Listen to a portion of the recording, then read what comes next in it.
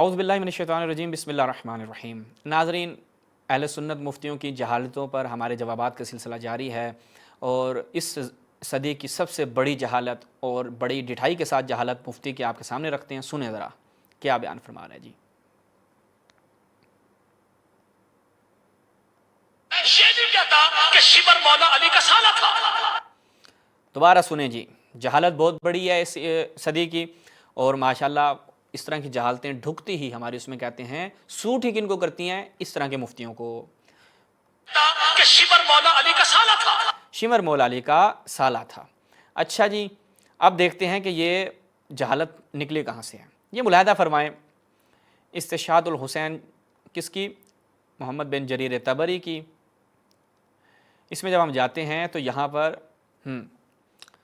متوفہ 310 شمر آتا ہے، اور امام حسین علیہ السلام کے اصحاب کے سامنے آ کے وقفہ علی اصحاب الحسین، اور کہتا ہے کہ این بنو اختنا، کہاں ہیں ہماری بہنوں کے بیٹے؟ تو کون؟ فخرج الی العباس جعفر عثمان و بنو علی، امام علیہ السلام کے بیٹے جو ہیں وہ آ جاتے ہیں اور کہتے ہیں کہ کیا وما لک وما ترید، کیا چاہتے ہیں؟ ٹھیک ہے، کہا کہ تم جو ہے وہ ہماری بہن کے بیٹے ہو۔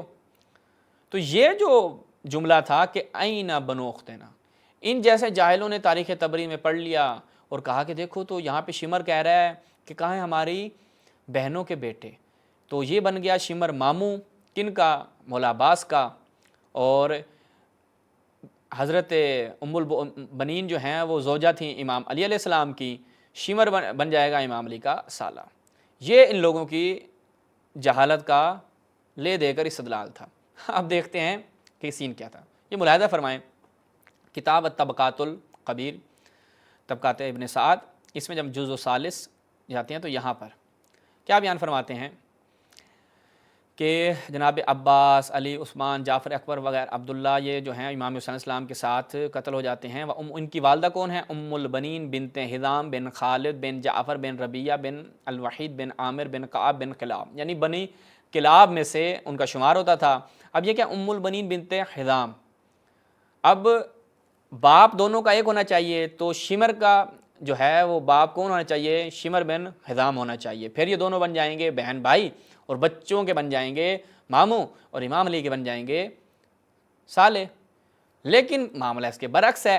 کیسے برعکس ہے وہ میں آپ کے سامنے رکھتا ہوں کہ شمر کا جو باپ تھا وہ کون تھا۔ یہ ایک دفعہ پھر سے ملاحظہ فرمائیں یہاں سے تفصیل سے، ابن حزم کی جمہرۃ انصاب العرب، یہاں پر جب جاتے ہیں تو یہاں پر کیا بیان کرتے ہیں؟ ہؤلاء بنو کلاب، بنو کلاب کا یہاں پہ تذکرہ کرتے ہیں کہ بنی عامر بن کلاب بن الوحید فلاں فلاں منہم، ان میں سے کون ہے؟ ام البنین بنت حزام بن خالد بن ربیہ بن وحید، یہ امام علیہ السلام کے تحت تھیں۔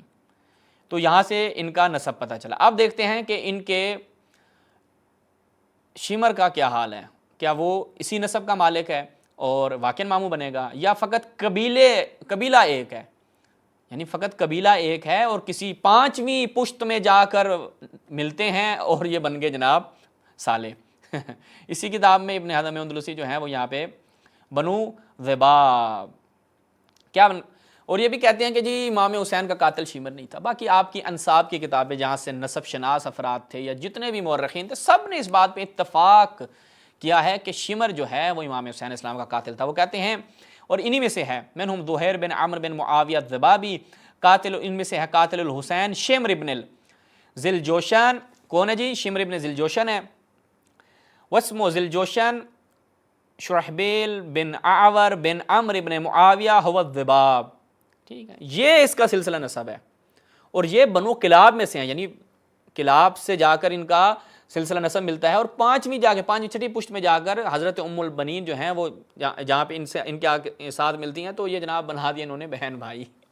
یہ ہے ان لوگوں کی جہالت، اور کہا جی شمر امام علیہ السلام کا کیا تھا؟ سالہ تھا۔ تو ان سالوں کو، یعنی ان کو سالوں کی سمجھ نہیں آتی، مطلب سالوں کی ان کو سمجھ آتی کہ سالہ کیسے بنتا ہے اور یہ کیسے بنتا ہے۔ تو لہٰذا یہ ان مفتیوں کی جہالت ہے کہ جس کا ہم جواب دے کے بھی تھک چکے ہیں اور ان کو عقل ابھی تک نہیں آ رہی۔ تو اسی پہ ہم اجازت چاہیں گے، کوئی اتنی بڑی لمبی چوڑی بات نہیں تھی، لیکن ظاہر بات ہے ایک چھوٹا سا شعبہ ہے، عام عوام تو اس پہ پریشان ہوتی ہے، سوچتی ہے کہ بھائی اتنا مولوی ڈٹھائی کے ساتھ کہہ رہا ہے، واقعی کوئی حقیقت ہوگی؟ حقیقت آپ کے سامنے رکھتی ہے۔ والسلام علیکم ورحمۃ اللہ۔